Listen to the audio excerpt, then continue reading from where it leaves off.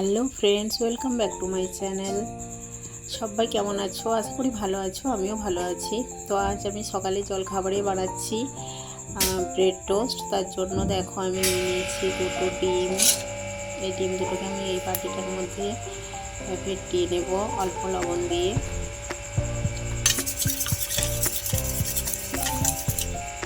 তারপর এর মধ্যে আমি অ্যাড করে দিচ্ছি কিছুটা কুচনো পেঁয়াজ, কাঁচা লঙ্কা কুচো, ধনেপাতা কুচি দিয়ে ভালো করে মিশিয়ে নিচ্ছি। আর দিয়ে কড়াই বসিয়ে দিয়েছি, দেখতে পাচ্ছ। এবার কড়াইয়ের মধ্যে আমি বাটার দিয়ে দিলাম। তো বাটার দিয়ে আমি এর মধ্যে ব্রেডগুলোকে একে একে বসিয়ে দেবো।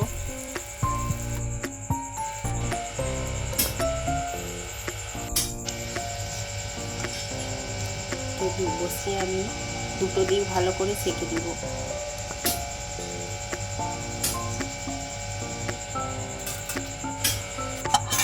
এগুলো হয়ে গেছে, এগুলো তুলে দিচ্ছি আমি একটা থালার মধ্যে।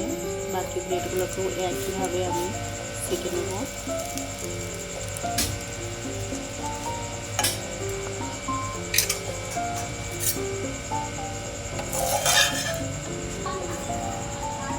সেটা হয়ে গেছে। এবার আমি কড়াইয়ের মধ্যে দিয়ে দিচ্ছি আরও অল্প পরিমাণে বাটার আর সাদা তেল দিয়ে আমি ফেটানো ডিমটাকে আমি কড়াইয়ের মধ্যে দিয়ে দেবো।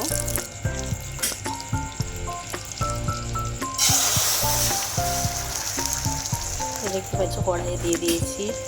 এবার আমি এর উপরে অল্প পরিমাণে গোলমরিচের গুঁড়ো ছড়িয়ে দিচ্ছি, স্বাদটা আরও বেশি হয়। আর এরপর আমি এর মধ্যে আস্তে আস্তে ব্রেডগুলোকে বসিয়ে দিচ্ছি।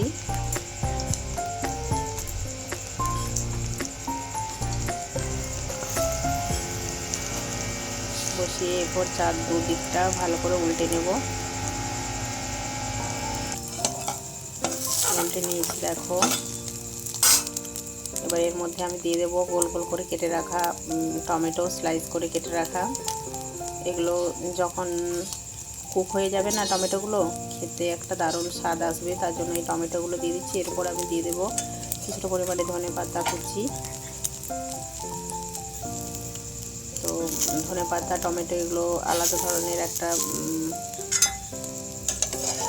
টেস্ট আসবে এর কারণে।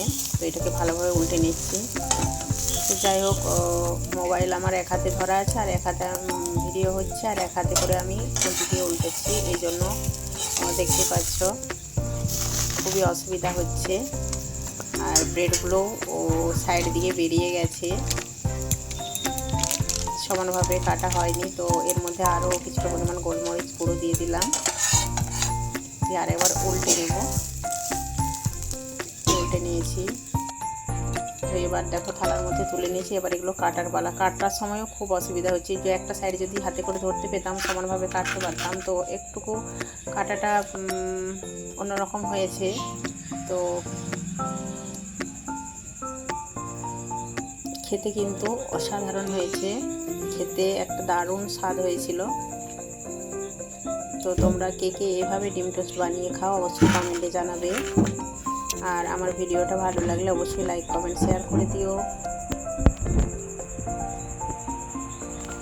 আর এতক্ষণ আমার ভিডিওর সাথে থাকার জন্য তোমরাকে অনেক অনেক ধন্যবাদ, অনেক অনেক ভালোবাসা।